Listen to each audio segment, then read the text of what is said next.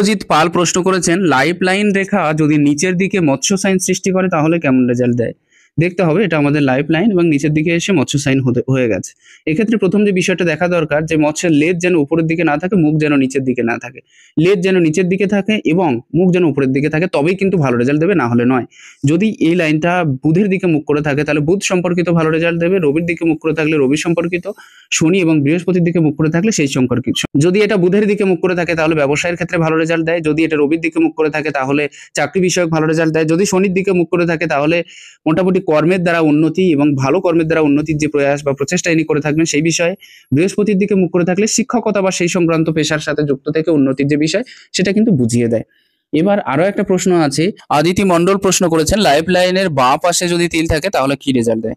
দেখুন এটা হলো আমাদের লাইফ লাইন, এর বাঁ পাশে যদি তিল থাকে তাহলে কেমন রেজাল্ট দেয়, অর্থাৎ এই সাইডে। আমরা এক্ষেত্রে ধরে নেব কোন পজিশনে আছে, যেমন যদি এই পজিশনে তিল থেকে থাকে সে প্রচুর উন্নতি করতে পারবে বটে, কিন্তু কি হয়ে যাবে, তার বেশিরভাগ পয়সাটা খরচা হয়ে যাবে। নেক্সট, যদি এই পজিশনে তিল থাকে তাহলে সমস্যাটা কিন্তু একটু প্রবল হয়, এক্ষেত্রে কিছু ভয়ের ব্যাপার থেকে থাকে, কোনো রোগ হলে কিন্তু সারতে চায় না।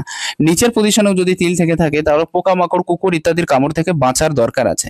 নমস্কার।